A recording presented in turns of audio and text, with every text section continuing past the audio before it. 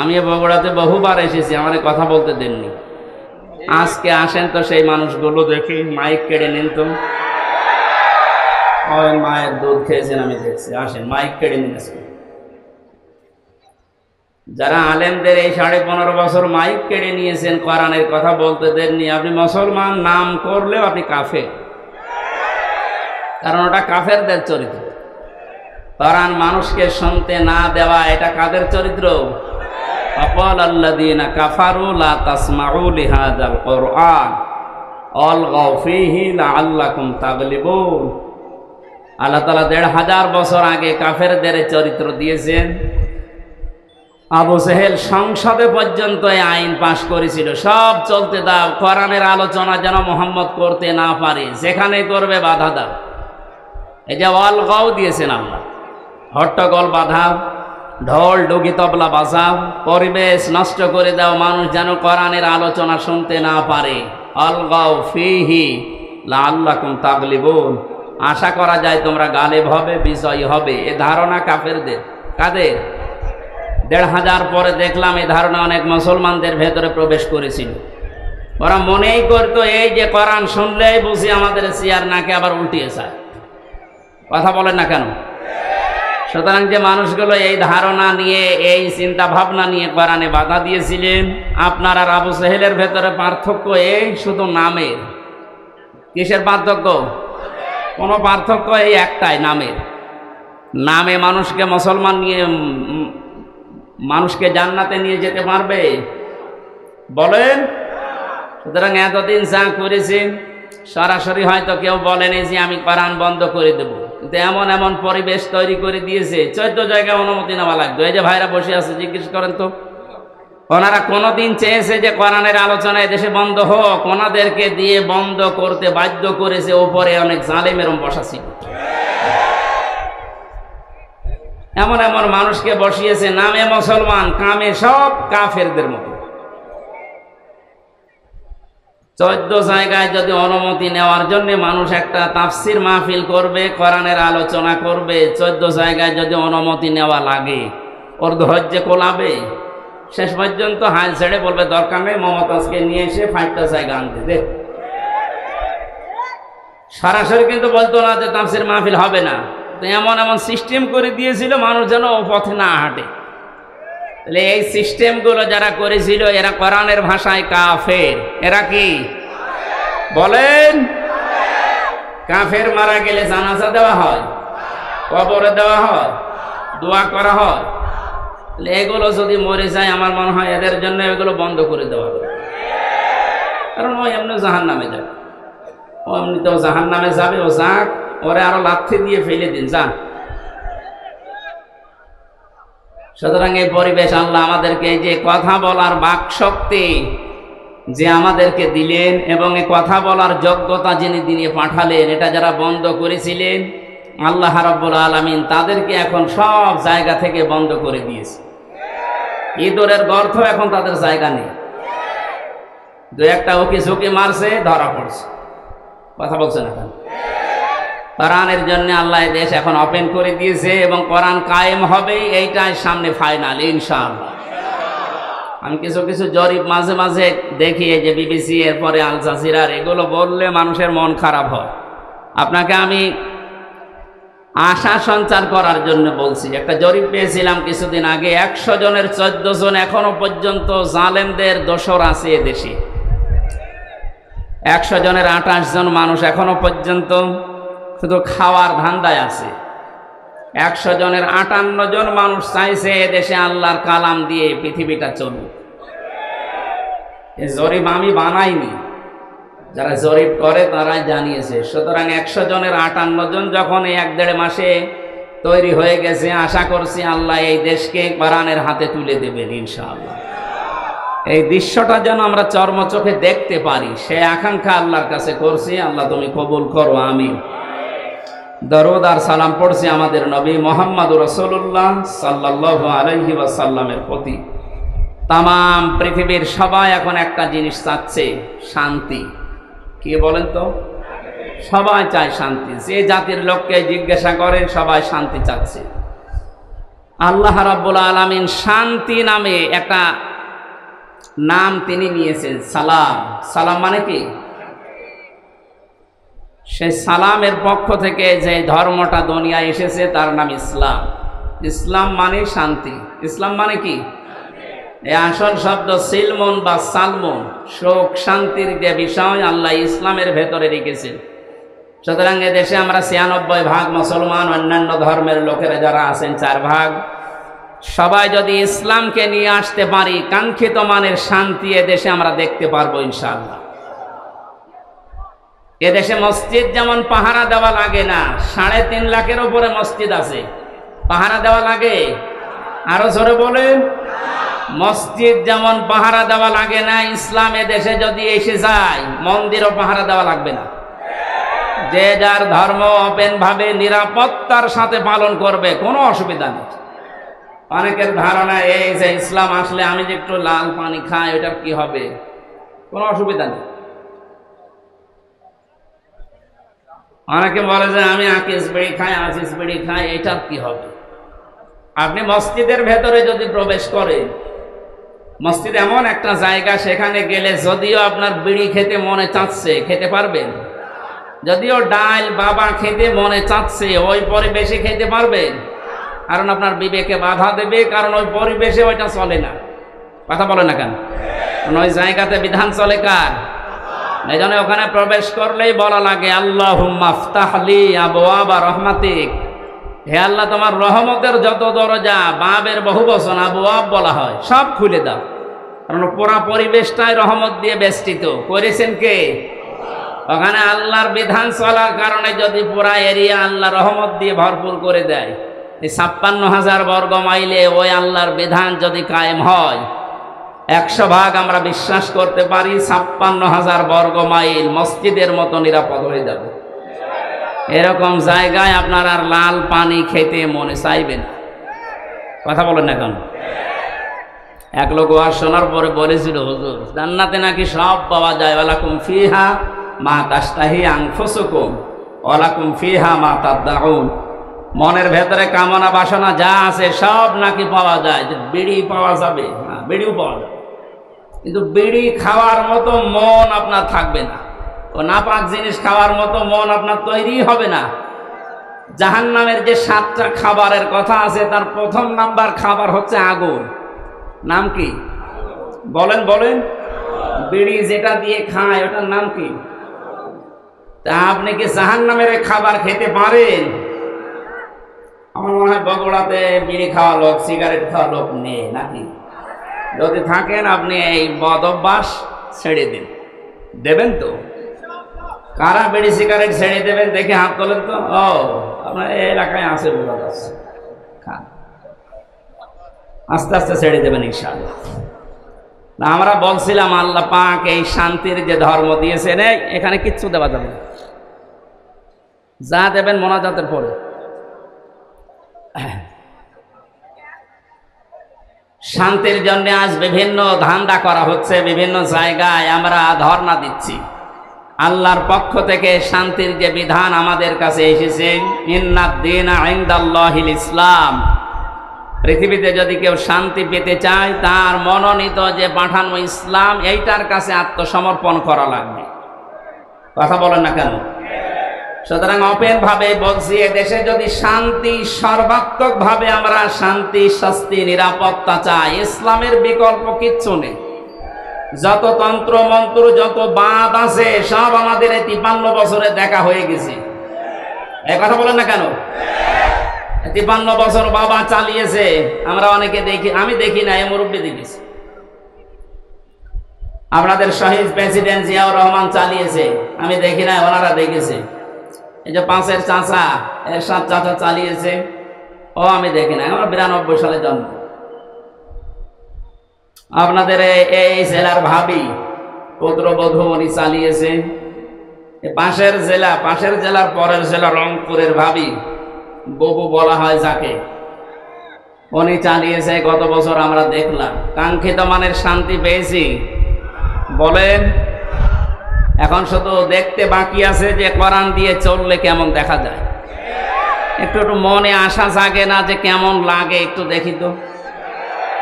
আমার তো জীবনের সবচাইতে বড় আশা আকাঙ্ক্ষা তামান্না এটা, আল্লাহ যা করো করো, অন্তত চর্ম চোখে এটা দেখে মরার তৌফিক দিও যে ৫৬,০০০ বর্গ মাইল কোরআন দিয়ে চলছে। এটা কারা চান দেখি? লিল্লাহে তাকবীর। এই আন্দাজে হাত তুলেন না, এটা কিন্তু সাক্ষী দেওয়া, এটার পক্ষে থাকা লাগবে, যেটা আমরা দেখতে চাই যে আসলে এটা দিয়ে চললে কেমন দেখা যায়। মক্কা মদিনায় আমি ছিলাম, আমি দেখেছি ওখানে ১০০ ভাগ এটা চলে না, ৭০ ভাগ আছে, তাই যে শান্তি পাওয়া যায়। এখানে যদি ১০০ ভাগ কায়েম হয়ে যায়, বাংলাদেশটা মিনি জান্নাত হয়ে যাবে। আরো জোরে বলেন। বাংলাদেশে জেনারেল যে দলগুলো আছে তাদেরকে বলছি, আমি আপনাদেরকে বাঁচাতে চাই, কারণ কোরআনের চোখ আপনার মুখে নেই, চোখে নেই, এই জন্য আপনি হয়তো অন্য কিছু দেখেন। সূরা নূরের ভেতরে আল্লাহ জানিয়েছেন, আল্লাযীনা কাফারু আ'মালুহুম কাসারাবিন বিকিআতি ইয়াহসাবুহু যামআনু মাআ হাত্তা ইযা জাআহু লাম ইয়াজিদহু শাইআ ইলা আখির আয়াত। কাফেরদের চিন্তা ভাবনা, ধারণা, বিশ্বাসে দরে মরিচিকা মনে করেছিল এখানে পানি আছে মনে হয়। মরুভূমির ভেতরে যখন সূর্যের তীব্র দাহ শুরু হয়ে যায়, এই যে বিশ্ব রোডগুলোতে আপনি দেখবেন, ঢাকা বগুড়া যে মহাসড়ক আছে, দূর থেকে গাড়ি চালিয়ে দুপুরবেলা দেখতে মনে হয় যে পানি আছে সামনে, মনে হয় পিচ গরম হওয়ার পরে পানির মতো টলমল করে, কাছে যাওয়ার পরে দেখা যায় না, পানি নেই। পৃথিবীর কাফেরদের দৃষ্টান্ত আল্লাহ এইভাবে দিয়েছেন। আল্লাহর পাঠানো ইসলাম বাদ দিয়ে যত তন্ত্র মন্ত্র, যত ইসম, যত বাদ আছে, আমি নাম নিলাম না, সে যে বাদই হোক, সমাজবাদ বলেন, জাতীয়তাবাদ বলেন, ধর্ম নিরপেক্ষবাদ বলেন, যত বাদ আছে, তন্ত্র মন্ত্র আছে, এ সবগুলোকে মানুষ মনে করে এর ভেতরে শান্তি আছে। কাছে যাওয়ার পরে দেখে না এটা পানি না। এই জন্য আমাদের উচিত হচ্ছে আপনাকে আমার সাবধান করা। আমি করলাম, জ্ঞানী মানুষ যদি হয়ে থাকেন আপনি আশা করি বুঝে ফেলেছেন। এরপরেও যদি কেউ বলেন না আমি বুঝি না, আমি ভান ধরে আসি, এদিকে আসেন। আল্লাহ আপনাকে সহজে এটা বোঝার তৌফিক দিন যে ইসলাম বিদায় করে দিয়ে আজ যারা, আমি কয়েকদিন ধরে লক্ষ্য করছি, মৌলবাদ মৌলবাদ এই শব্দ নিয়ে অনেকে জিকির করছে, এটা বন্ধ করা লাগবে। মুসলমানদেরকে মৌলবাদ বলা যাবে না এই দেশে। এই শব্দটাকে ফেরি করে এই 15.5 বছর হাজারো মুসলমানকে যিনি ছিলেন তিনি গুম করেছিলেন। এক কথা বলেন না কেন? এই শব্দটাকে ফেরি করে হাজারো মানুষকে আয়না ঘরে রেখেছিল। এই শব্দটাকে ফেরি করে আমাকে জেলখানায় রেখেছিল 3 বছর। এটা দাদাদের পক্ষ থেকে দেওয়া আন্তর্জাতিক একটা ষড়যন্ত্র।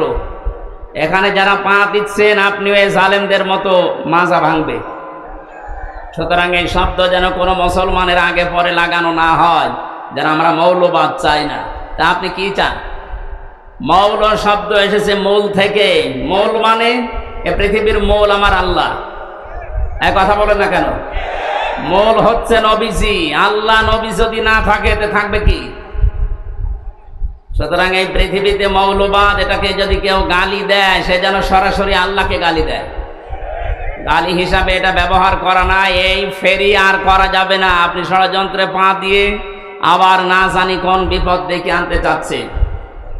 বুঝে হোক না বুঝে হোক, এটা যদি কেউ করে থাকে, এই শব্দ যেন আর কারো মুখে আমরা না শুনি। কথা বুঝতেছেন? গত 2 দিন দেখতে পাচ্ছি দিল্লি থেকে বিশ্বনবী মোহাম্মদ রাসূলুল্লাহ এবং তার জামাই হযরতে আলীকে নিয়ে ব্যঙ্গাত্মক করে কার্টুন ছাপিয়েছে, অপমান করছে। হঠাৎ করে কয় এতদিন তো আমরা কিছু দেখলাম না, হঠাৎ এখন এসা গান দিল, মানে এ সরসরি আপনাকে কে দিচ্ছে? বাংলাদেশে এখন ওনাদের দুর্গা পূজা শুরু হবে, একটা দাঙ্গা লাগানোর চেষ্টায় আছে। ওরা মনে করছে বাংলাদেশের মুসলমানেরা এই দৃশ্য দেখে যদি এই সংখ্যালঘু যাদের নাম বলা হয় কিসের সংখ্যালঘু? এদেশে কোনো সংখ্যালঘু নেই, সবাই আমরা সংখ্যাগুরু। কথা বলেন। এদেশে জন্ম নিয়েছে যে সে এই দেশের মালিক। ওরা মনে করেছে এই কথা তুলে দিয়ে এখন ওরা আলোচনা করবে, সমালোচনা করবে, শেষ পর্যন্ত কিছু মন্দিরে হামলা করবে। না, আমরা অত পাগল না। এদেশে যারা মুসলিম সত্যিকার অর্থে, তারা মন্দির ভাঙা তো দূরের কথা, অন্যান্য ধর্মের দেবতাকে গালি দেওয়াও কোরআন নিষেধ করেছে। এজন্য আমরা সতর্ক থাকবো, ওদের ওই সমস্ত ফাঁদে যেন আমরা পা দিয়ে আমাদের দেশকে আবার আন্তর্জাতিকভাবে টার্গেটে ফেলে না দেয়। অনেকে অতি উৎসাহী হয়ে ইসলাম মানি এই কথার ধান্দা নিয়ে কিছু কিছু কাজ এমন ভাবে দেখাচ্ছে, আন্তর্জাতিক মিডিয়া তো বসে নেই ষড়যন্ত্র করার জন্য। ওরা কিন্তু এমন এমন কিছু কাজ করে শেষ পর্যন্ত ডক্টর মোহাম্মদ ইউনূসকে দিয়ে এই শব্দগুলো যারা ফেরি করেছিল, এই জঙ্গিবাদ, মৌলবাদ, এগুলো আবার আমাদের ঘাড়ের উপরে চাপিয়ে, আমি বাকিটা বলতে পারলাম না, দুঃখিত। এই জন্য আমরা সংক্ষিপ্ত এবং আমরা সাবধান সতর্ক থাকবো ইনশাআল্লাহ। আমি ইঙ্গিত দিয়েছি, আল্লাহ যেন আমাদেরকে বোঝার তৌফিক দেন, বলেন আমিন। যারা চাচ্ছেন এদেশে ইসলাম বিদায় করে অন্য কিছু দাঁড় করিয়ে আপনি শান্তি পাবেন, না, আমেরিকা শান্তিতে নেই। কে বলেছে শান্তিতে আছে? ইসলাম যেখানে নেই সেখানে মুক্তি নেই। কথা বলেন। এক দোকানদার তার কর্মচারী রেখেছিল নাম ইসলাম। নাম কি? আর একটা মেয়ে ছিল নাম শান্তি। ইসলাম আর শান্তির মাঝে মাঝে দেখা হয়, শেষ পর্যন্ত মন দেওয়া নেওয়া হয়ে গেছে। দোকানদার টের পেয়ে ডাক দিয়ে বলছে, বেটা তুমি গরিব মানুষ, আমার বাড়িতে কাজ করে খাও, আমার দোকানের কর্মচারী আর আমার মেয়ের দিকে নজর দিয়েছো, আচ্ছা করে পিটিয়েছে। ইসলাম মনে মনে ভাবতেছে, মালিক আমার মেয়ের সাথে মিল করার কারণে আমারে মারধর করলে এই শান্তি কতদিন তোমার বাড়ি থাকে আমি না দেখে দম দেব না। স্টেশনে বগুড়ায় যে কল দিয়েছে, শান্তি তুমি কোথায়? বসে বাড়িতে, সাজগোজ করে চলে আসো, আজকে পালানো লাগবে। ইসলামের কথা মতো শান্তি সব কিছু নিয়ে পালিয়েছে। সকালবেলা এই লোকটা রাস্তায় দৌড়াচ্ছে আর এলাকার মানুষকে বলছে, আমার শান্তি গেল কোথায়?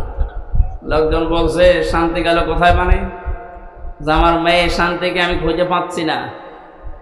লোকজন ডাক দিয়ে বলে, বেটা তোমার দোকানে সে কর্মচারী ইসলাম কোথায়? ওকে তো আমি মারধর দিয়ে বের করে দিয়েছি। মানুষজন বলে, তুমি কি মাথা খারাপ না পাগল? ইসলাম মারধর ধরে বের করে দিলে এখন শান্তি তালাশ করো? ইসলাম যেখানে আছে শান্তি ওখানে গেছে। এইটা আজ যারা বের করে দিতে চাচ্ছেন, এইটা বের করে দিলে যে আর কিছু থাকবে না। কারণ এখানে ৯৬% মুসলমান। কত ভাগ? নামাজ কালাম কম পড়তে পারি, কিন্তু আল্লাহ রসুলের বিরুদ্ধে আমরা এই দেশে অন্তত ৯৬% মানুষের কেউ নেই। কথা বলে ঠিক কিনা? আল্লাহ আমাদেরকে সম্মতি দিন, বলেন আমিন। কোরআনে কারীম থেকে আমরা সূরা আনআমের ৮০, ৮১, ৮২ এই আয়াতগুলো তিলাওয়াত করেছি। আমি এত লম্বা কথা কোনো জায়গায় বলি না, বেশি হয়ে গেছে। আজকে সংক্ষেপ করছি আলোচনাটা, শুধু শিক্ষাগুলো নিয়ে আসার জন্য। খুব খেয়াল করে শুনবে। আল্লাহ রাব্বুল আলামিন হযরত ইব্রাহিম আলাইহিস সালামের এবং তার বাবার কিছু কাহিনী এখানে তুলে ধরেছেন। শিরিক এবং ঈমান, এটা সেই পৃথিবীর লগ্নের পর থেকে আরম্ভ হয়েছে এই দুইটার সংঘর্ষ। কোন মানুষ যদি শান্তি, স্বস্তি, নিরাপত্তা চায়, সে যেন তার বিশ্বাসের সাথে অন্য কিছুকে যোগ না করে। এটা যারা যোগ করেছে, যুগে যুগে তাদের শান্তি, স্বস্তি, নিরাপত্তা হারিয়ে গেছে। আর যারা তাদের ঈমানের সাথে জুলুমকে, শিরিককে মিশ্রিত করেনি, আল্লাহ তাদেরকে শান্তিতে রেখেছে। যে মানুষগুলো আজ আল্লাহর বিধানের সাথে, আল্লাহর শক্তির সাথে, পাওয়ারের সাথে অন্য কাউকে শরিক করে বুক ফুলিয়ে বেড়ানোর চেষ্টায় আছেন, আপনি কি মনে করেন? আপনি বাতিলের পক্ষে, আল্লাহর বিরুদ্ধে অবস্থান নিয়ে কোনো ভয় নেই, চিন্তা নেই, আর আমি আল্লাহর পক্ষে অবস্থান নিয়ে ভয় করব, আপনি এই কথা মনে করেন? আল্লাহ ওইটা আমাদেরকে শুনিয়েছেন। রব্বুল আলামিন বলেন, কাইফা আখাফু মা আশরাকতুম ওয়া লা তাখাফুনা আন্নাকুম আশরাকতুম বিল্লাহি মা লাম ইউনাজ্জিল বিহি আলাইকুম সুলতানা। ১৫০০ বছর আগে আয়াতটা নাযিল হয়েছে। আমি আয়াতের তাফসীর যখন পড়ি আমার মনে হয় বাংলাদেশ দেখি আল্লাহ এই মাত্র নাযিল করেছে। এদেশে বহু মানুষ আজ ইসলামপন্থী যারা, এদের কথাগুলো তারাও বোঝে, তারাও দেখে এদের কাজ কারবার, দেখার পরেও মানুষগুলো না দেখার মনে হয় ভান করে থাকে। এরা চায় আল্লাহর একাত্মবাদ, আল্লাহর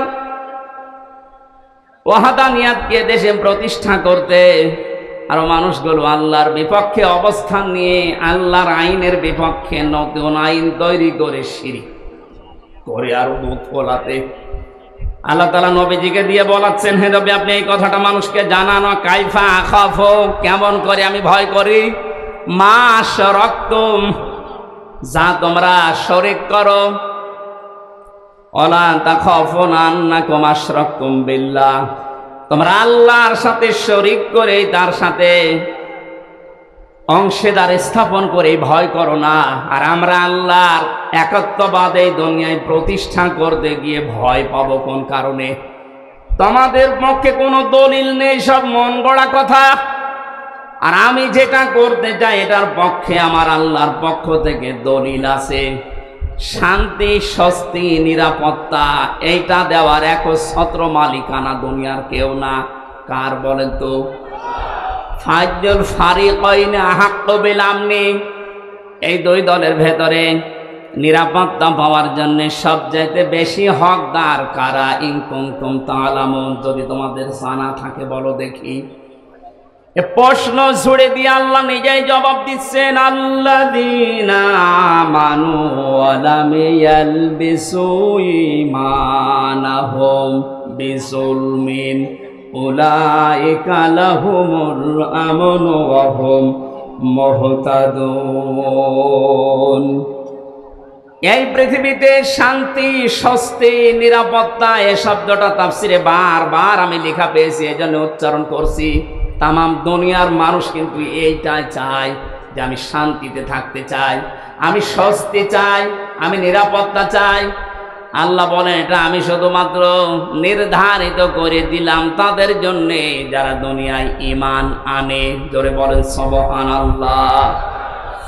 প্রশ্ন আসতে পারে, আমার তো ঈমান আছে তারপর আমি শান্তি পাই না কেন?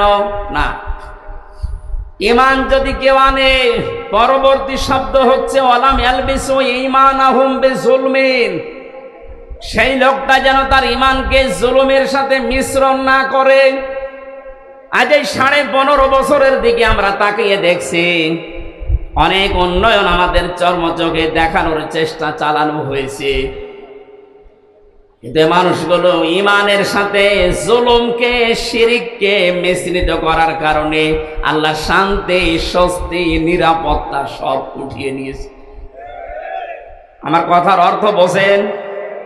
সুতরাং আমাদের ঈমান আছে তখন আমরা শান্তি পাবো, যে সময় আমাদের ঈমানের সাথে নিরাপত্তা, স্বস্তি ফিরে আসবে, ওই সময় আমাদের ঈমানের সাথে যখন জুলুম মিশ্রিত না হবে। 15.5 বছরে যে প্রকার জুলুম হয়েছিল তার একটু বাস্তব উদাহরণে আয়না ঘরটা। দুনিয়ার আমি কিচ্ছু বাদ, সব কিছু বাদ দিয়ে দিলাম, শুধু এতটুকু যদি আপনার বিবেক থাকে ভাবেন তো, একটা মানুষকে 1 দিন 2 দিন 5 দিন না, জীবিত মানুষকে 8 বছর মাটির নিচে 3.5 হাত ঘরের ভেতরে, কোনো আলো বাতাস, কোনো শব্দ নেই সেখানে। আমি নিজেও 10 দিন ছিলাম। 8টা বছর মানুষকে ওখানে রেখে দিয়েছে, যার ইশারায় যে মানুষগুলো এর সাথে জড়িত। মাঝে মাঝেই ভাবতাম আল্লাহ যারা আমাদেরকে পাহারা দিয়ে গেল, এরা বাড়িতে যে ঘুমায় কি করে? এত বড় ভয়ঙ্কর, এত বড় কঠিন জায়গায় ওরা তো দেখে গেল, পাহারা দিয়ে গেল। আমার সাথে একজন ছিল জেলখানায়, মুফতি ফখরুল ইসলাম। উনি আমার মাঝে মাঝে বলতো, হামজা ভাই, আমার যখন এই আয়না ঘরে নিয়ে যাই, এই পায়ের ভেতর দিয়ে আমার হাত লাগিয়েছে, পায়ের ভেতর দিয়ে হাত লাগিয়ে সামনে যে লোহার রড দেওয়া ছিল, এই খাঁচা, লোহার এই খাঁচার সাথে হাত দিয়ে সামনে আমারে তালা লাগিয়ে দিয়েছে। একটা দুইটা দিন না, 3 মাস একাধারে এইভাবে রেখেছে। তাও 24 ঘন্টা শুধু 1.5 মিনিট 2 মিনিট সময় দিত টয়লেট করার। খাবার যা দিত মাঝে মাঝে মনে হচ্ছে খাবার কেউ মাখিয়ে দিয়েছে।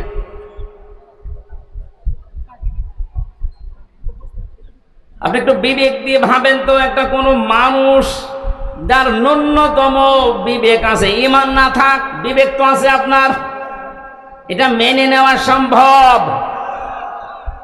আপনি দাবি করছেন আমার ঈমান আছে, আমি তো শান্তি স্বস্তি নিরাপত্তা পাই না।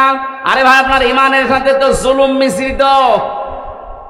এখানে জুলুমের অর্থ তাফসিরে এসেছে জুলুম আই শিরিক। যাদের ঈমানের সাথে জুলুম মিশ্রিত থাকবে, শিরিক মিশ্রিত থাকবে, তাদের জীবন থেকে আল্লাহ শান্তি তুলে নেবে, স্বস্তি বাদ দিয়ে দেবে, নিরাপত্তা আল্লাহ নিজে তুলে নেবে। বলেন নাউজুবিল্লাহ। এই জুলুমের যখন একেবারে শেষ হয়ে যায়, তখন আল্লাহ পাক ধরেন। কালকে একটা আয়াত পেয়েছিলাম কোরআনে কারিমে, আমি এর আগেও পড়েছি, কিন্তু আগস্টের 5 তারিখের সাথে দেখলাম আয়াতটা 100 ভাগ মিলে গেছে। সূরা আনআমের 44 নম্বর আয়াতটা, ফালাম্মা নাসু মা যুক্কিরু বিহি ফাতাহনা আলাইহিম আবওয়াবা কুল্লা শাইইন। আল্লাহ পাক বলেন, যখন এই মানুষগুলো আমার বিধান, আমার আইন, আমার কানুন তাদের কাছে যাবার পরে আস্তে আস্তে ভুলে গেল, তাদের শান্তির, তাদের ক্ষমতার, তাদের যে বাহনগুলো, এগুলো আমি আল্লাহ আরো বাড়িয়ে দিলাম। লাফাতাহনা, আমি আল্লাহ খুলে দিলাম। ফাতাহনা আবওয়াবা কুল্লা শাইইন হাত্তা ইযা ফারিহু বিমা উতু। আমার এই নিয়ামত পাওয়ার পরে মানুষগুলো আরো বেশি আনন্দিত, এত আনন্দিত হয়েছিল যে পেছনের কোনো কথা তাদের আর মনে ছিল না। আয়াতটা নাযিল হয়েছে 1500 বছর আগে, অথচ 15.5 বছরের সাথে মিলালে আমার মনে হচ্ছে মিলে যাচ্ছে। 2006 সালে এই অক্টোবরের 28 তারিখে যারা পিটিয়ে মানুষ হত্যা করে ড্যান্স দিয়েছিল লাশের উপরে, এটা দেখার পরে ওই সময় আমি চিন্তা করেছিলাম, আল্লাহ এরাও মানুষ? আমার মনে হয় না। কোন জায়গা থেকে যেন একবার তাফসীর মাহফিল শেষ করে বাড়ি যাচ্ছিলাম, বাসের পেছনে ছিলাম বসা, ড্রাইভারের মাঝখানে দেখলাম রাস্তায় একটা কুকুর পড়ে আছে মরে। ড্রাইভার সাহেব মাঝখান দিয়ে না দিয়ে বাম দিয়ে চালিয়ে দিল, তো গাড়িটা ঝাঁকি দিয়ে উঠেছে। ড্রাইভারকে বললাম, ভাই আপনি এমন করলেন কেন? ড্রাইভার আমারে বলে, হুজুর আপনি দেখতে পাচ্ছেন না যে একটা কুকুর মরে পড়ে আছে? আমি মরা কুকুরের ওপর আবার গাড়ি চালিয়ে দেব, আমার বিবেক নেই? আমি বললাম, ভাই ও তো মরা কুকুর, ও মরে গেছে, ওকে মারলে কি আর না মারলে কি? ড্রাইভার আমার দিকে ঘুরে বলছে, হুজুর আপনি কি আসলে হুজুর? আপনি কেমন হুজুর? আপনি দেখছেন একটা জিনিস মরে গেছে, আমি ডবল করে আবার মারবো, আমার বিবেক নেই? ওর গায়ে থাবা দিয়ে বললাম, এই কথাটা শোনার জন্য আমি ছিলাম। একটা মরা জিনিস ডবল করে মারা যায় না, আপনার বিবেকে এটা সায় দিচ্ছে। অথচ বাস্তবতায় দেখেন, এই দেশে অনেক মানুষকে আমরা দেখেছি জীবিত মানুষ পিটিয়ে মারার পরে লাশের উপরে ড্যান্স দিয়েছে। আপনার মতো বিবেকও তাদের নেই। আপনি একটা কুকুরকেও, মরা কুকুর আবার ডবল করে মারতে চান না, আর ওরা জীবিত মানুষকে হত্যা করে লাশের উপরে ড্যান্স দেয়। ওরা কোন মানুষ? এটা দেখার পরেই ভেবেছিলাম, না আল্লাহ এরকম এত বড় নৃশংস কাজ যারা করতে পারে তাদেরকে আল্লাহ দুনিয়ায় কোনোদিন শান্তি দেবে না। ক্ষমতা পাওয়ার তাদের হাতে আল্লাহ দেওয়া সম্ভব না, কিন্তু দেখলাম না, ঠিক 2 বছর পর আল্লাহ তাদেরকে 9 সালে দিয়েছে। কথা বলেন না কেন? দিল 9 বছর, 5 বছর পরে মনে করলাম 13 সালে যা কেমন হয় পড়ে যাবে, তো না। 13 সালের পরে দেখি না 18 সালে আবার আল্লাহ ওদেরকে দিয়েছে। 18 সালের পরে মনে করলাম না আর টেকা সম্ভব না। শেষ পর্যন্ত দেখলাম 24 সালে আবার আল্লাহ ওদেরকে দিয়েছে। কথা বলছেন এখন আল্লাহ রাব্বুল আলামিন বলেন, মানুষ যখন আমার বিধান ভুলে গিয়ে তাদের মন মতো কাজ করতে গিয়ে জুলুমের একেবারে সর্বশেষ সীমা পার হয়ে যায়, ফাআখাযনাহুম বাগতাতান, আমি হঠাৎ করে তাদেরকে এমন ভাবে পাকড়াও করি তারা দিশেহারা হয়ে যায়। 1500 বছর পরে 2024 সালের 5 আগস্টের দিকে তাকান, 100 ভাগ একটা মিলে যাচ্ছে। কোন স্মরণ ছিল আল্লাহর কথা? যার ন্যূনতম স্মরণ থাকবে আল্লাহর ভাষা যে আমাকে কিন্তু জবাব দেওয়া লাগবে, সে কোনোদিন আয়না ঘরের দায়িত্ব পালন করে সে খাবার খেতে পারে না। জেলখানায় আমাদের সাথে দায়িত্ব যারা পালন করেছে তারাও যে বাইরে সে খাবার খেত কি করে আমার বিশ্বাস হয় না। আলেমদের সাথে যা আচরণ করতো ভেতরে, অন্য মানুষের কথা তো বাদই দিলাম। আল্লাহর আয়াতগুলো আল্লাহর বিধানগুলো পুরাটা ভুলে গিয়েছিল। ইন্নামা নুমলি লাহুম লিয়াজদাদু ইসমা, মানুষের পাপের বোঝা যখন পরিপূর্ণ হয়ে যায়, ওয়ালাহুম আযাবুম মুহিন, তখন আল্লাহ অপমানজনক শাস্তি তার উপরে ফেলে দেয়। এত অপমান আল্লাহ পৃথিবীর ইতিহাসে কাউকে করেছে বলে আমার মনে হয় না। যে অপমান করেছে কালামানিককে, কলার পাতায় শুইয়েছে, বিসি উড়ে গেছে। কথা বলে না। আমার তো 1500 বছরের ইতিহাস আমি যতটুকু পড়ি, কাউকে এত বড় অপমান করেছে বলে আমার মনে হয় না। এর সাথে আল্লাহ কি করবে? 3 বছর জেল খাটা সহ, আয়না ঘরে 10 দিন থাকা সহ, যত কষ্ট এই 15.5 বছরে পেয়েছি, একদিনে আমার মন শান্ত হয়ে গেছে যখন দেখেছি কালামানিকের বিষ উড়ে গেছে। আমার আর কিচ্ছু চাওয়ার নেই, আল্লাহর কাছে সব চাওয়া শেষ। আয়াতের পরবর্তী শব্দ হচ্ছে, ওরা যখন হতাশ হয়ে পড়ে, আকস্মিক ভাবে আল্লাহ ধরেন। আল্লাহ সময়ও দেননি, এমন ভাবে ধরেছে দুপুরের খাবার খাওয়ার সময়ও পায়নি। এই কথা বলে না কেন? আমি আল্লাহ নিজে জালেমদের শিকড় কেটে দেই। আল্লাহ কেটে দিয়েছে, এর বাস্তব প্রমাণ এই বাংলাদেশ। কোন জালেমের এখন ক্ষমতা আছে মাথা চাড়া দিয়ে ওঠা? শয়তান শয়তানি করার জায়গা পাচ্ছে না। মাঝে মাঝে ওই দেশ থেকে কল রেকর্ড ফাঁস করছে, মনে করছে দেশের মানুষ বোকা, কিছু বোঝে না। আরে ভাই, নিজে কল করে একজনকে দিয়ে, নিজে রেকর্ড করে, নিজে আবার কথাবার্তার ওগুলো মানুষের কাছে পাঠায়।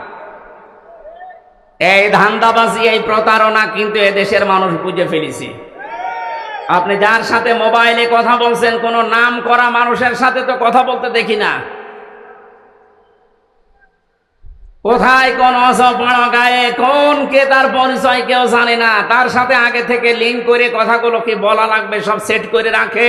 ওই কথাগুলো নিজে 3-4 মিনিট বলার পরে ওইটা আবার এডিটিং করে কল রেকর্ড ছেড়ে দিচ্ছে, মানুষ যেন ভয় পায়। গোপালগঞ্জে সেই দিন শুনলাম এক লোকের জন্মদিন নাকি পালন করতে দেয়নি। জারি হোক, এই জন্য ওসি সাহেব যারা জন্মদিন পালন করার জন্য গেছে তাদেরকে নিষেধ করেছে, না, এই জন্মদিন পালন করা যাবে না, কারণ এটা ইসলামের নেই। কারো জন্মদিন মৃত্যুদিন পালন করা লাগবে, ইসলামে আছে। ওসি সাহেব আল্লাহর ঘোষণা রসুলের ঘোষণা অনুযায়ী কাজ করেনি। এটা দেখলাম উনি ওখানে জানাচ্ছে মায়ের কাছে যে মা এই হচ্ছে। উনি ওখান থেকে বুদ্ধি দিচ্ছে, ওসি সাহেবের নাম লিস্ট করে রাখো, আমি যদি কোনোদিন আসি ওকে আমি দেখে নেব, তুমি আসো। বড় আশা করে আসে যে উনি চট করে ঢুকে পড়বে আর দেশের মানুষ ফট করে আয়না ঘরে ঢুকিয়ে দেবে। আর যতটুকু বিশ্বাস, এই দেশের 18 কোটি মানুষ যদি ওনাকে মাফ করে দেয়, ব্যারিস্টার আরমানের বউ জীবনও মাফ করবে না। আমার ওই ছোট মেয়ে ফারিহা জান্নাতও মাফ করবে না। কোন অপরাধ ছিল? আমার তো কয়েকদিন আগে দেখলাম মামলাগুলো সব খালাস করে দিয়েছে। তার মানে বিচারক কর্তৃক, আদালত কর্তৃক প্রমাণিত যে আমার কোনো দোষ নেই। যে মামলা দিয়েছিল আমি নির্দোষ। আমি চাই এই দেশে যে মানুষগুলোকে দিয়ে জুলুম করানো হয়েছে, মামলার আয়ু থেকে শুরু করে একেবারে ওই পালানো পর্যন্ত, যারাই জড়িত ছিল, এ দেশের 1 লাখের উপরে মানুষ এখন জেলখানায়, তার 100 জনের 70 জনই কিছু জানে না, আন্দাজে জেল খাটতেছে। যারা 2 বছর 5 বছর 10 বছর পরে নিরপরাধ প্রমাণ হয় যে কোনো দোষ নেই, তখন ছেড়ে দেওয়া লাগে। সুতরাং এই মানুষগুলো আমি চাই যারা এই জুলুমের সাথে জড়িত, একটা মানুষকে জেলে দিলে তার পরিবারের সব ধ্বংস হয়ে যায়। আমার 2টা মেয়ের খোঁজ 3 বছরে কে নিয়েছে? আমার ম্যাডামের, আমার মা বাবার। প্রত্যেক মাসে মাসে তো মামলা তুলতে আছে, 33 বারের উপরে আমার মামলা তুলেছে, তো জামিন দেয়নি। অথচ সেই বিচারক এই কয়েকদিন আগে পুরাটা খালাস করে দিয়েছে।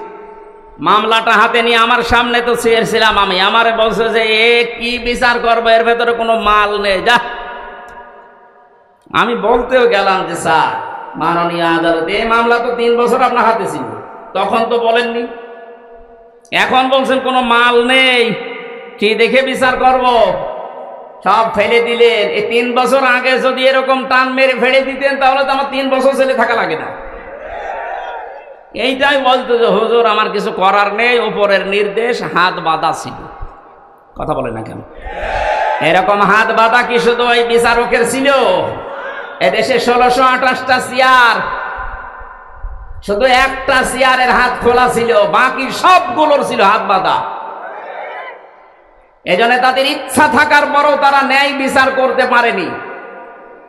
কোনদিন একটা বিবেক সম্পন্ন মানুষের এই জুলুম দেখার পরে সহ্য করা সম্ভব না, কিন্তু হাত বাঁধা।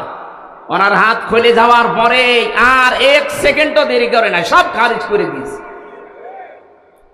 আমরা চাই রাষ্ট্র সংস্কার যখন আরম্ভ হয়েছে, এ দেশে যাদের হাত এরকম বাঁধা ছিল, এই 1628টা চেয়ারের কোনো হাত যেন আর বাঁধা না থাকে। সবার হাত আমরা আবু সাইদের মতো খোলা দেখতে চাই। কথা বলেন। দায়িত্বে যারা আছে থাক, আমার কোনো আফসোস নেই, নিষেধও নেই, কিন্তু আমরা কারো হাত বাঁধা দেখতে চাই না। প্রশাসনের চেয়ারে যারা আছে, বিচারকের চেয়ারে যারা আছে, হাত খুলে দেন, এদের দ্বারাই ন্যায় বিচার করা সম্ভব। এরা মানুষ না? এদের বিবি বাল বাচ্চা বউ নেই? ওরা বাধ্য হয়েছে এই কাজগুলো করতে। সুতরাং এই জুলুমের সাথে যারা মিশ্রণ করে দিয়েছেন, নিজের ঈমান থাকার পরেও আপনি শান্তিতে, স্বস্তিতে, নিরাপত্তার সাথে থাকতে পারবেন না। এ ঘোষণা কার? আল্লাযীনা আমানু ওয়া লাম ইয়ালবিসু ঈমানাহুম বিজুলমিন। যারা ঈমান আনে কিন্তু তাদের ঈমানকে জুলুমের সাথে মিশ্রণ করে ফেলে, তাদেরকে আমি আল্লাহ শান্তিতে থাকতে দেই না। বাস্তব আমরা এখন দেখতে পাচ্ছি। কেউ শান্তিতে আছে? মনে করেছিল আমি আরামে থাকবো, যাদের দ্বারা আরামে থাকবে তারাই ধরিয়ে দিয়েছে। এই যে দীপমণির নাম শুনলাম, উনি ওনার বোনের বাড়িতে পালিয়েছিল। বোনের ছেলে মোবাইল টিপছিল, নিষেধ করে যে ওই মোবাইল টেপা বাদ দিয়ে পড়াশোনা কর। ও ছেলেটা বিরক্ত হয়ে গিয়ে 999-এ কল দিয়ে এই পুলিশ ভাইদের কাছে। আপনাকে আল্লাহ শান্তিতে থাকতে দেবে না। যারা জুলুম করে আর যারা জুলুমের সাপোর্ট করে, এই মানুষগুলো নবীর উম্মত থেকে বের হয়ে যায়। কত বড় কথা লিখে লক্ষ্য করেন, যারা জুলুম করে আর যারা জেনে শুনে জুলুমের সাপোর্ট করে, এরা নবীর উম্মতের বাইরের লোক। এদেশে আমরা অনেককে এরকম দেখতে পেয়েছি। সুতরাং আপনাকে আল্লাহ শান্তিতে, স্বস্তিতে, নিরাপত্তায় থাকতে দেবে কোন কারণে?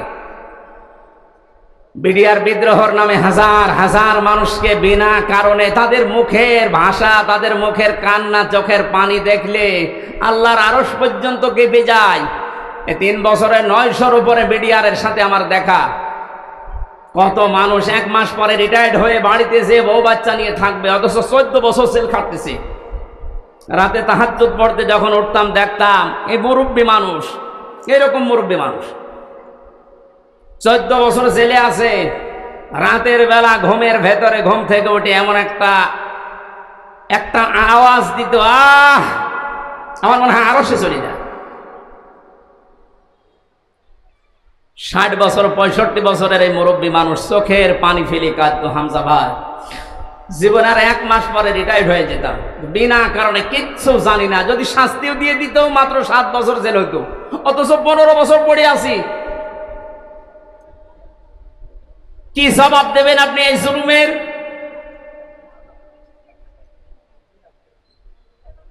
জালেম এই শব্দটা শুনলে আমার ভয় লাগে, কারণ জালেমরা হামজার টার্গেট না। আমির জামাত ডাক্তার শফিকুর রহমান ঘোষণা দিয়েছেন আমরা মাফ করে দিলাম, কিন্তু ভিকটিম যারা যারা জুলুমের শিকার তারা যদি কিছু করে আমরা কিছু বলতে পারবো না, কারণ তারা এই জালেমরা আল্লাহর মামলার আসামি। জালেমরা মামলার আসামি কার? এটা তো আমি বানালাম নাকি?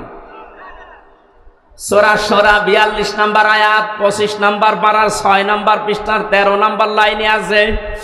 আমি যত তাফসীর পড়েছি বিশ্ববিদ্যালয়ে থাকাকালীন, সব মুফাসসির আয়াতের ব্যাপারে একমত। খুব ভালো করে শুনেন, ইন্নামাস সাবিলু আলাল্লাযীনা ইয়াযলিমুনান নাস। অবশ্যই আমি আল্লাহ মামলা দায়ের করব। এই এদিকে তাকা। অবশ্যই আমি আল্লাহ মামলা দায়ের করব তাদের বিরুদ্ধে যারা মানুষ হয়ে মানুষের উপরে জুলুম করেছে। এই আয়াতটা বাংলাদেশের সাথে মিলান।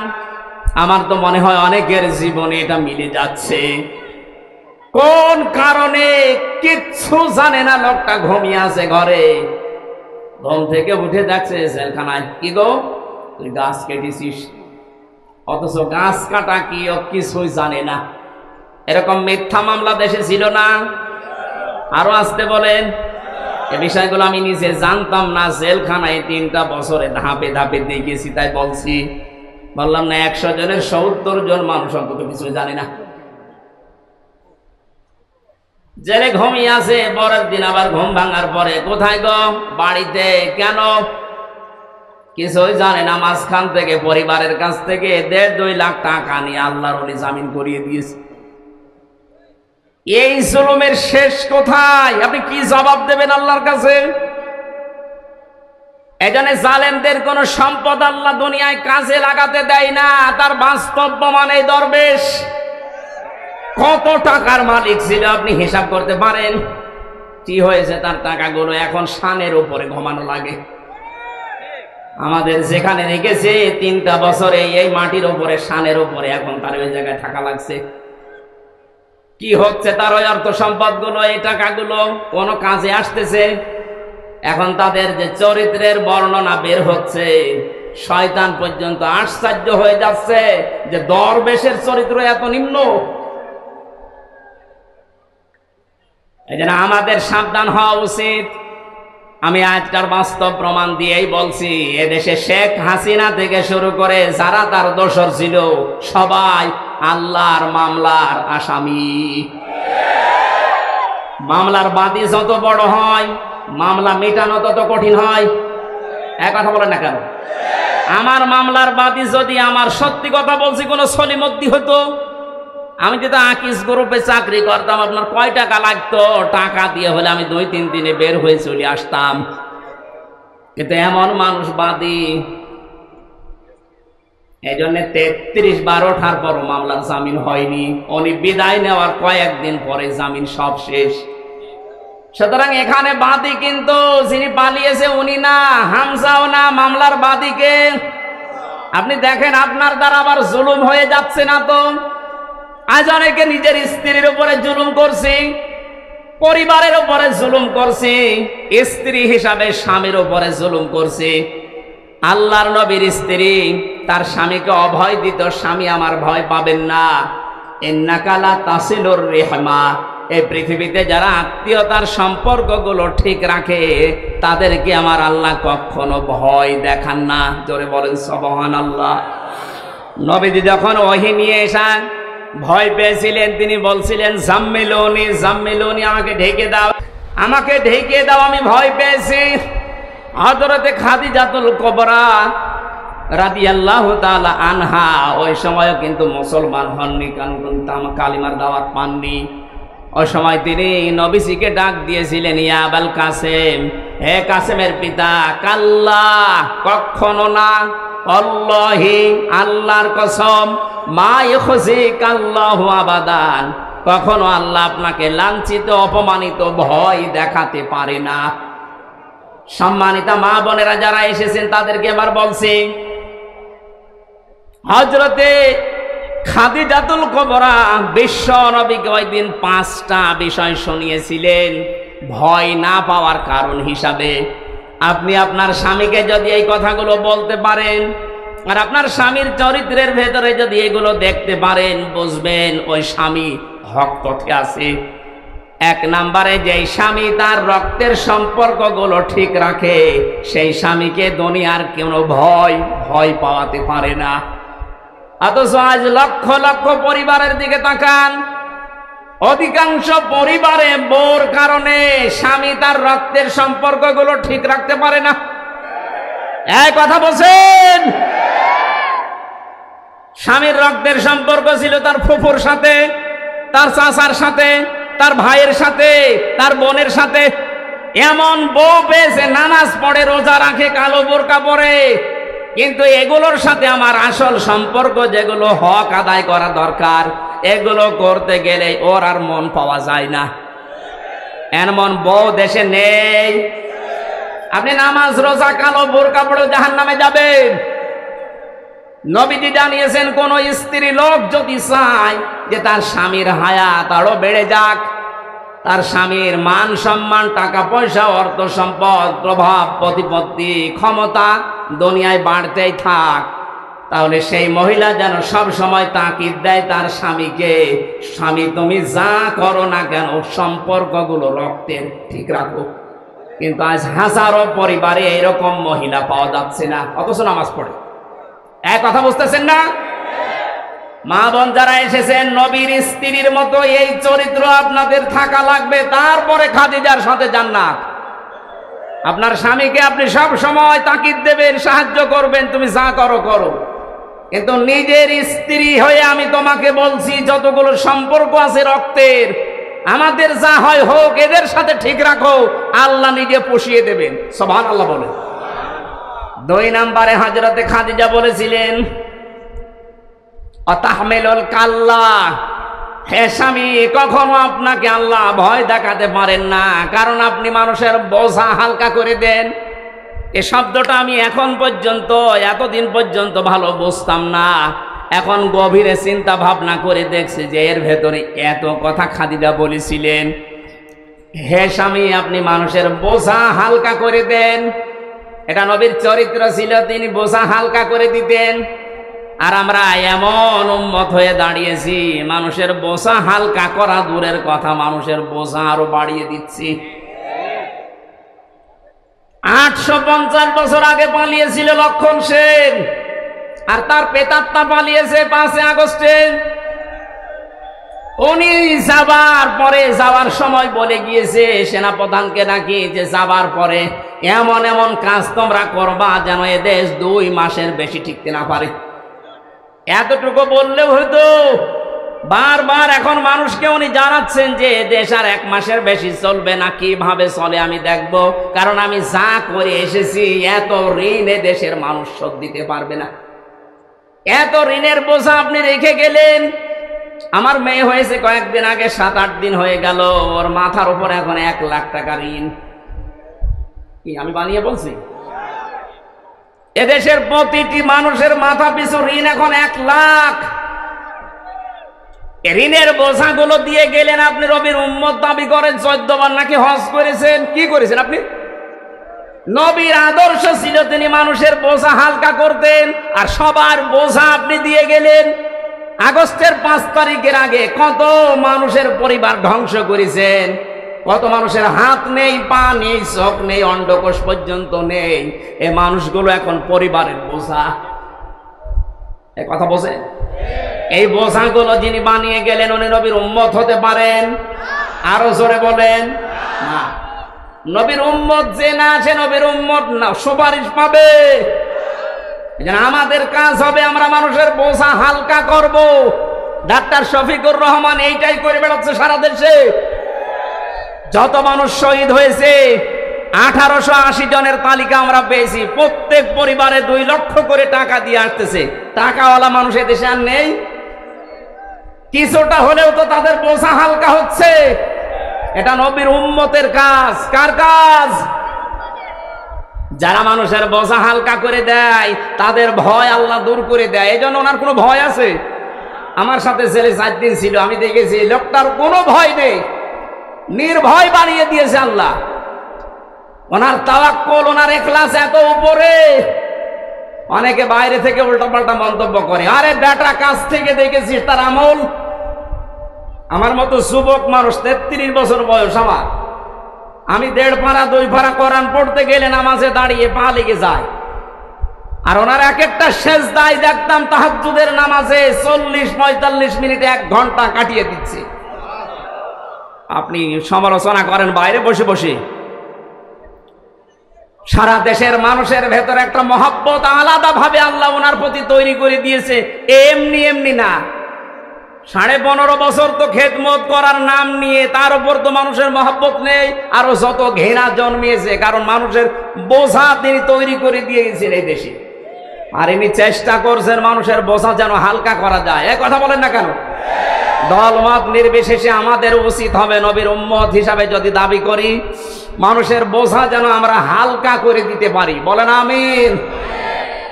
কত রকমের বোঝা আজ দিয়ে গেলেন। আমার তো বোঝা ছিল পরিবারে। 3টা বছর ওরা কি খেয়েছে না খেয়েছে আমি কিছুই জানি না, কারণ আমি যোগাযোগ বিচ্ছিন্ন ছিলাম।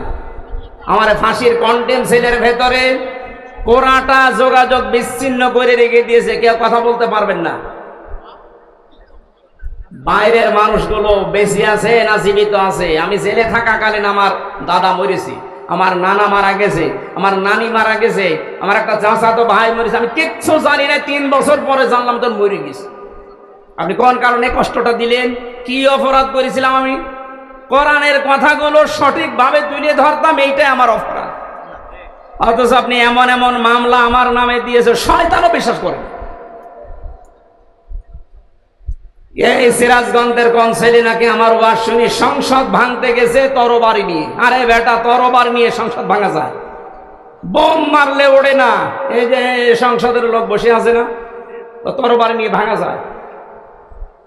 ওই মামলা দিয়ে কে কে বলেছে? বলে আমির হামজার ওয়াজ শুনে আমি উদ্বুদ্ধ হয়ে এসেছি। সেই পাগলকে দেখা হয়েছিল জেলখানা। নাই, আমার নাম বললি কোন কারণ? আমার বলতে বলেছে। বলেন সুবহানাল্লাহ। বেচারক এই মামলার যেদিন ঢেসমেস করে দিল ওই দিন হাঁটছিল। যে একটা মামলা হইল, কোন পাগল কোথায় কি করেছে? আমি যে এই কথা আপনি 3 বছর পরে বললেন। এটা যদি সেই প্রথম যখন মামলা উঠেছিল 7-8 দিন পরে ওই সময় বলে দিতেন যে না, এ মামলার কোনো ভিত্তি নেই, 3টা বছর আমার বাইরের জীবনে থাকা লাগতো, এই ভেতরে থাকা লাগতো না। কত রকমের বোঝা মানুষের মাথার উপরে চাপিয়ে দিচ্ছেন, আর আপনি নবীর উম্মত দাবি করছেন। আপনি শান্তি পাবেন, স্বস্তি পাবেন, নিরাপত্তা জীবনেও না। যারা মানুষের বোঝা হালকা করে দেয় আল্লাহ তাদেরকে শান্তি দেয়। সুবহানাল্লাহ বলতে পারেন নাই? আমাদের জীবন যতদিন আছে মানুষের বোঝা বাড়াবো না মানুষের বোঝা হালকা করব? যেখানে যতটুকু আছে মানুষের বোঝা হালকা করার চেষ্টা করেন। আপনার জীবনের বোঝা আল্লাহ হালকা করে দেবে ইনশাআল্লাহ। হযরতে খাদিজা এর পরে আরো অনেকগুলো কথা বলেছিলেন। আমরা যদি এখনো এই দেশে শান্তিতে বাঁচতে চাই, আমাদের যা ঈমান আছে ঈমানের সাথে যেন জুলুম মিশ্রিত না হয়, খুব সতর্ক থাকবেন। জুলুমের এখানে অর্থ হচ্ছে শিরিক। শিরিক যেন মিশ্রিত না হয়। উলাইকা লাহুমুল আমনু ওয়া হুম মুহতাদুন। আল্লাহ পাক বলেন এই মানুষগুলো, এইভাবে আল্লাহ দেখিয়েছেন, যারা তাদের ঈমানের সাথে জুলুম মিশ্রণ করবে না, শিরিক মেশাবে না, এই মানুষগুলোকে আমি আল্লাহ নিজে শান্তি দেব। আর এরাই হচ্ছে হেদায়েত প্রাপ্ত বান্দা বান্দি। জোরে বলেন আমিন। আল্লাহ এই বাস্তবতা আমরা যেন দেখতে পারি, তার পক্ষ থেকে শান্তি, স্বস্তি, নিরাপত্তা নিয়ে যেন এই দেশে বসবাস করতে পারি, সেই তৌফিক দান করুন। আমিন, আল্লাহুম্মা আমিন। লা ইলাহা ইল্লা আনতা সুবহানাক ইন্নী কুনতু মিনাজ জালিমিন। রব্বুল আলামিন, মাগরিবের নামাজ সমাগত, এজন্য আমরা শেষ করে দিয়েছি। যতটুকু বলার চেষ্টা চালিয়েছি আমাদের জীবনে আমল করার তৌফিক দাও। সারাটা জীবন অপরাধ করে জীবনটা নষ্ট করে ফেলেছি। আমাদের অপরাধের দিকে তাকালে হয়তো তোমার মাফ করতে ইচ্ছে করবে না। মাথা নিচু করেন, চক্ষু বন্ধ করেন, নিজের অপরাধগুলো স্মরণ করেন। কোরআনের অনুষ্ঠানে এসে আমরা সবাই স্বীকৃতি দিচ্ছি মানুষের সামনে, জনগণের সামনে ওপেন ভাবে, আল্লাহ আমরা অপরাধী, মেহেরবানি করে আমাদের অপরাধগুলো পাল্টিয়ে তুমি নেকি বানিয়ে দাও। হাউলাইকা ইউবাদদিলুল্লাহু সাইয়্যাতিহিম হাসানাত। তোমার কোরআন জানিয়েছে যারা কোরআন শুনতে এসে তওবা করার নিয়ত করে, ভালো হওয়ার নিয়ত করে যায়, আমি আল্লাহ তাদের অপরাধগুলো পরিবর্তন করে ওই জায়গা নেকি দিয়ে পাল্টিয়ে দেয়। এখান থেকে বাড়ি যাওয়ার আগে যেন আমাদের জীবনের অপরাধগুলো মাফ হয়ে নেকি হয়ে যায়, বলেন আমিন।